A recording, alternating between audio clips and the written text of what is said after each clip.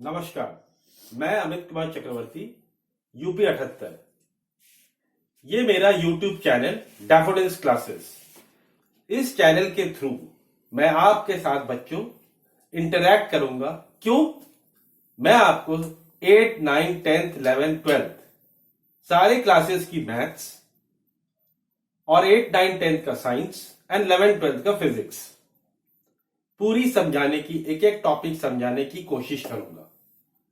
आपको कोई भी परेशानी कोई भी हो, आप आपके कोई भी क्वेरी, कोई भी प्रॉब्लम, आप मेरे कमेंट सेक्शन में जाके मेरे से हमेशा इंटरैक्ट कर सकते हैं। मैं आज आपको जो एक बेसिक टॉपिक है एल्जेब्रिक एक्सप्रेशन, जिसको हम लोग बोलते हैं सिंपल एल्जेब्रा, जो 8 में पढ़ते हो, कोई साइंस 7 में पढ़ता है, 9 में पढ़ता है, जो भी, उसका मैं बेसिक्स का इंट्रोडक्शन इस नए नववर्ष में आपके साथ शुरुआत करना चाहता हूं। चलिए तब हम लोग क्लासेस की स्टार्ट करें।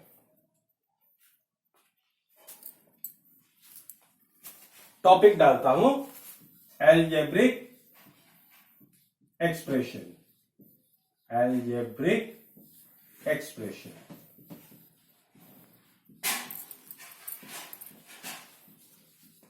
इस एल्जेब्रिक एक्सप्रेशन में पहला आपको दो चीज ध्यान रखनी है। पहला एक चीज होता है बच्चों कांस्टेंट, और एक होता है वेरिएबल। ठीक? कांस्टेंट मतलब कोई भी नंबर हो, 2, 3, 5, 7, 2, 3, 8, 9, कोई भी, ये कांस्टेंट बोलते हैं, जिसके साथ कोई अल्फाबेट नहीं है। वेरिएबल वो होगा टर्म जिसके साथ कोई भी एक अल्फाबेट होगा। यह अल्फाबेट या तो ए हो, या एक्स हो, या वाई हो, या पी हो, टी हो, कोई भी एक अल्फाबेट होगा, तो उसको हम लोग बोलते हैं वेरिएबल। तो पहला चीज है कांस्टेंट, चाहे कोई भी नंबर हो, 0 भी हो सकता है, या वेरिएबल अल्फाबेट। ठीक? उसके बाद है जो सेकंड में आते हैं हम लोग, जो सबसे बड़ी चीज है, एक बेसिक चीज है टर्म्स पता करना। हम लोग को यहां पे अलजेब्रा में टर्म्स पता करना। आप लोग बोलते हो A² B² C², ये सब लिखते हैं हम लोग।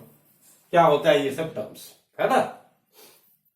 तो टर्म्स के लिए हमेशा याद रखिएगा, पहला चीज, अगर बीच में प्लस या माइनस का साइन हो, टर्म बदलेगा।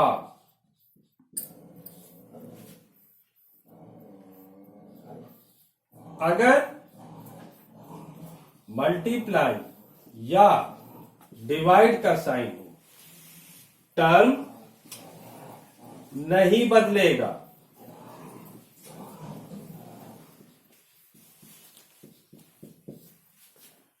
देखिए, ये चीज आपके बुक्स में लिखा होगा इंग्लिश में, या बहुत सारे टिपिकल टर्म्स में, कि this is the first term, second term, वो बच्चों को समझ। मैं एक लेमैन, एक आम आदमी की भाषा में बता रहा हूं। अगर दो टर्म के बीच में, अगर यहां जैसे प्लस हो गया, माइनस हो गया, तो ये तीनों अलग अलग टर्म हो जाएंगे। लेकिन अगर इस टर्म के बीच में मल्टीप्लाई है, डिवाइड है, तो ये सारे एक टर्म, हम इसको काउंट करेंगे। हमेशा टर्म को, अल्फाबेट और नंबर दोनों को ध्यान रखिएगा टर्म के समय। तो ये आप नोट डाउन कर लो, इसको पक्का याद रखिएगा, इससे आपको टर्म पता करने में आसानी होगी। टर्म मतलब जब आप लोग पढ़ते हो बाइनोमियल, मोनोमियल, जब एक टर्म हो या दो टर्म हो, तो हम लोग कैसे नाम देते हैं? वो नाम से। तो पहला है आपका, अगर मान लिया 1 है, इसमें और कुछ नहीं है, ये पूरा एक ही है। देखिए, ये बीच में मतलब कुछ नहीं है, तो मल्टीप्लाई। तो मल्टीप्लाई मतलब ये पूरा एक ही टर्म है। अगर एक टर्म रहा तो इसको हम लोग क्या बोलते हैं? मोनोमियल। और अगर हमने इसी 3x के साथ प्लस जोड़ दिया, मान लिया 2y, तो हमने अभी कहा था अगर प्लस या माइनस हो तो टर्म अलग हो जाएंगे। तो ये एक टर्म और ये एक टर्म, तो इसमें दो टर्म आ गए, तो इसको हम बोलेंगे बाइनोमियल। ठीक है। अब मान लिया x cube, y cube, z cube, मान लिया हमने डिवाइड भी दे दिया, मल्टीप्लाई भी। अब यहां देखिए ना, बीच में कोई प्लस साइन है, ना प्लस साइन है, ना माइनस साइन है। ठीक है। अब मान लिया हमने एक आपको दे दिया ऐसे, हमने आपको दे दिया, ये दिख दिया, इसमें मल्टीप्लाई साइन है, डिवाइड साइन है, कहीं प्लस माइनस नहीं है। तो बच्चों याद रखना, ये पूरे एक ही टर्म हो गए, ओनली वन टर्म, ये पूरा एक ही हो गया, इसको हम मोनोमियल ही बोलेंगे। ठीक है। तो इससे आपको टर्म पता चल गया कि मोनोमियल, बाइनोमियल, अगर तीन होते हैं तो ट्राइनोमियल, अगर एक टर्म है उसको हम लोग लिखते हैं मोनोमियल, दो है उसको हम लिखते हैं बाइनोमियल, तीन है उसको हम लोग लिखते हैं ट्राइनोमियल, और मोर देन थ्री तो इसको हम लोग सिंपल लिख सकते हैं पॉलिनोमियल। टर्म्स तो चाहे जितने भी हो सकते हैं ना, क्वेश्चन के हिसाब से 3 दिया, 5 दिया, 6 दिया, तो अब उसको हम लोग कह देते हैं पॉलिनोमियल। ठीक है। तो ये आपका हो गया टर्म्स, आपने पता कर दिया कि टर्म्स क्या होता है। चलिए, उसके बाद आपके पास आता है दो तरह के टर्म्स, एक होता है लाइक, एक होता है अनलाइक। अब लाइक मतलब आप लोग तो इतने जानते हो, एक जैसा, अनलाइक मतलब अलग। अब जब भी लाइक या अनलाइक टर्म्स को पता करना है तो हमेशा अल्फाबेट से चेक कीजिएगा, हमेशा अल्फाबेट से। नंबर से हमें कोई मतलब नहीं है, 2 दिया, 3 दिया, उससे नहीं है। अल्फाबेट क्या दिया, अगर एक्स एक्स है तो एक होगा, ए बी दिया तो अलग हो जाएगा, एक्स वाई लिखा है तो अलग हो जाएगा। अल्फाबेट से चेक कीजिएगा। अगर हमने यहां लिख दिया 3x, 4x स्क्वायर, 5y, हमको इस 3, 4, 5 से कोई मतलब नहीं है, हमें मतलब है अल्फाबेट से। यहां अल्फाबेट आपका x है, आप बोलोगे सर यहां भी तो x है, लेकिन x का अल्फाबेट का और उसका पावर भी चेक कीजिएगा। यहां x कुछ नहीं था, पावर 1 है, यहां 2 है, यहां तो y अलग हो गया, ये तीनों अलग हो गए। जब अल्फाबेट और पावर सेम हो तभी वो लाइक टर्म्स होगा, ये आपका अनलाइक टर्म्स हो गया। ठीक है। अल्फाबेट को चेक कीजिएगा, आपको नंबर से मतलब नहीं है। और दूसरी चीज इसमें क्या याद रखना है आपको, लाइक टर्म्स में अल्फाबेट पावर तो याद ही रखना है, और हो सकता है कि ये आगे पीछे लिखा हो, ये ए बी है या बी है, ए बी है और बी भी है, ठीक है, दोनों का पावर भी सेम है, तो आगे पीछे हो सकता है। अगर आगे पीछे है तो भी ये लाइक टर्म्स है। ठीक है। इसके अगर अल्फाबेट और पावर एक है तभी लाइक होगा, अन्यथा अनलाइक होगा। तो लाइक और अनलाइक टर्म्स के बारे में आपने जान लिया। ये सब छोटी छोटी बेसिक बहुत सारी ऐसी चीजें हैं जो हम लोग याद नहीं रखते और हम लोग के दिमाग से निकलता चला जाता है। ठीक है। तो तीसरी चीज आपके दिमाग में आएगी कि हम ये बता दें, हाँ, ऐड और सब्ट्रैक्ट,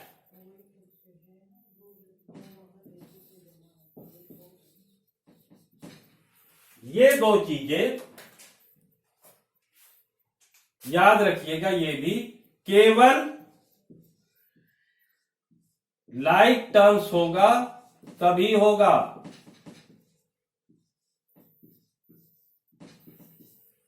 लाइक टर्म्स, पहले टर्म्स चेक करना है, हमने बताया लाइक टर्म्स, अगर लाइक टर्म्स है तभी वो ऐड और सब्ट्रैक्ट होगा, लाइक टर्म्स नहीं है तो वो ऐड सब्ट्रैक्ट नहीं होगा। हाँ, मल्टीप्लाई डिवाइड हो जाएगा, मल्टीप्लाई डिवाइड लाइक अनलाइक दोनों में होगा, बट ऐड और सब्ट्रैक्ट केवल लाइक टर्म्स में ही होगा। अनलाइक में ऐड और सब्ट्रैक्ट कभी नहीं होगा। पूरा आंसर वही आएगा। तो मैं आपको एग्जांपल से समझा दे रहा हूं।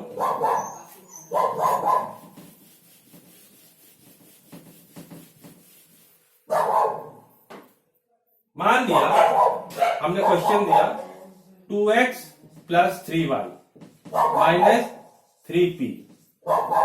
आपको हमने क्या बोला था टर्म्स के लिए, ना नंबर चेक मत कीजिए, अल्फाबेट देखिए। ये x अलग है, y अलग है, p अलग है, तो इसको अपना प्लस कर सकते हैं ना माइनस। ये पूरा ही आंसर हो गया, ये पूरा आंसर हो गया,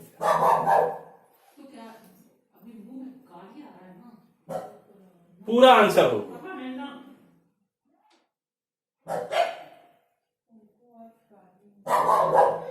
लेकिन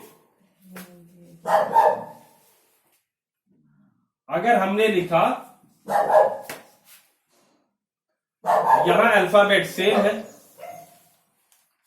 तो दोनों लाइक हो गए। अब लाइक हो गए तो यहां आप सिंपल प्लस कर सकते हैं या माइनस कर सकते हो, याद रखिएगा। अनलाइक में ये चीज नहीं आएगी, अनलाइक में आपका ये पूरा ही आंसर हो जाएगा। ठीक है, अगर हमने दिया half x square y square plus y square x square, आप चेक कीजिए आगे पीछे हो सकता है। यहां एक्स स्क्वायर भी है, यहां भी एक्स स्क्वायर है, यहां वाई स्क्वायर है तो यहां भी वाई स्क्वायर है, तो दोनों लाइक टर्म हैं, तब ये दोनों प्लस कर दीजिएगा। तो यहां कुछ नहीं है तो क्या मानते हैं हम 1, हाफ प्लस 1 हो गया 3/2। तो ये आप प्लस कर सकते हो, ये लाइक टर्म से इसको आप प्लस कर दिया। अनलाइक होता था आप कुछ नहीं कर सकते। अगर यहीं पे हमने मान लो z स्क्वायर डाल दिया तब ये आंसर नहीं होगा, तब ये पूरा एक ही साथ हो जाएगा। हाँ, कॉमन लेके बाद में करते हैं, लेकिन ऐसे में आपको पूरे आंसर यही हो जाएंगे। ठीक है,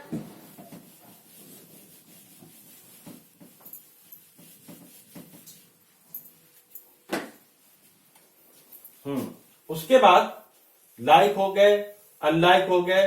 अब हम आ रहे हैं कोएफिशिएंट। अब कोएफिशिएंट भैया क्या होता है? हमने आपसे पूछा coefficient of x square in 3x square minus x square y square minus z y x square. चलो, कोएफिशिएंट में हमने किसका पूछा? एक्स स्क्वायर को। एक्स स्क्वायर को छोड़ दो, बाकी लिख दो। ये क्या हो गया 3। एक्स स्क्वायर को छोड़ दो, बाकी सारे लिख दो। तो माइनस यहां कुछ नहीं है तो क्या लेते हैं हम 1, तो माइनस और ये भी लिख दोगे वाई स्क्वायर। यहां ये सारे लिख दोगे साइन के साथ, साइन मिस मत करना कोएफिशिएंट में, साइन के साथ। ये हो गया कोएफिशिएंट। अगर इसमें आपको पूछता कि न्यूमेरिकल कोएफिशिएंट क्या है, न्यूमेरिकल कोएफिशिएंट क्या है, इसी क्वेश्चन में केवल बोले what is the numerical coefficient. Numerical मतलब होता है नंबर, है ना, तो केवल नंबर लिख दीजिएगा। यहां नंबर क्या है 3, यहां क्या है -1, यहां क्या है -1, तो केवल -1। इसमें अल्फाबेट की लिखने की जरूरत नहीं पड़ती। ठीक है, अब इसी में थोड़ा घुमा के आपको कोएफिशिएंट के लिए एक चीज और बता दे। अगर मान लिया आपको दे दिया कि फाइंड द कोएफिशिएंट ऑफ, दे दिया आपको कोएफिशिएंट ऑफ z इन, बोल दिया zxy z square x square y, या -12 xy z3। इसका कोएफिशिएंट निकालना है z का, न्यूमेरिकल नहीं बोला है तो सारे निकालना। z को छोड़ दिया, बाकी सारे लिख दिए एक्स वाई। अब बोलेंगे हम इसमें z, तो आप बोलोगे सर इसमें तो 2z है, कैसे निकाले? तो भैया जेड स्क्वायर को आप लिख सकते हो z इंटू जेड, और ये एक्स स्क्वायर वाई लिखते हैं हम लोग। हमने किसका पूछा? z। एक z आपका चला गया, ये सारे आपके हो गए कोएफिशिएंट। ठीक है, ये समझ लीजिए। हमने इसमें पूछा -1/2 एक्स वाई, एक z चला गया, 2z बचे, तो ये भी एक कोएफिशिएंट का है, याद रखिएगा। z पूछा, एक z चला गया, 2z बचा, z गया, एक z गया, एक बचा, एक z गया, बचा, तो ये हो गया कोएफिशिएंट ऑफ z। ठीक है, मान लिया ये हो गया आपके कोएफिशिएंट और लाइक और अनलाइक टर्म्स निकालना। अब इंट्रोडक्शन में आपके पास एक ही चीज आज की है, जो मैं लास्ट टॉपिक बता दे रहा हूं आज के लिए, वो है डिग्री। डिग्री में हमेशा याद रखना कि अल्फाबेट का पावर क्या है।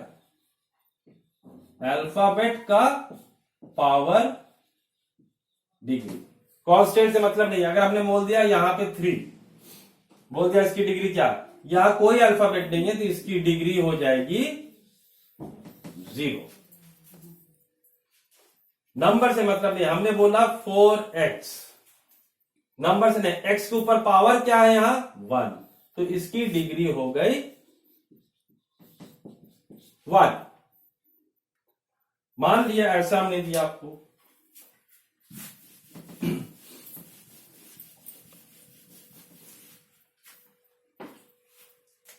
अब किसी ने बोला √x, 3√x, 3x, रूट को हम लोग कैसे लिखते हैं बेटा?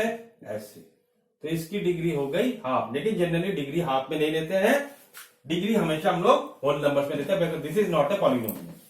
ठीक है, नाउ अब डिग्री आपको बहुत सारे टर्म्स दे दिया हमने दे दिया आपको x² y³ z² plus xyz plus a² b² c³ दे दिया।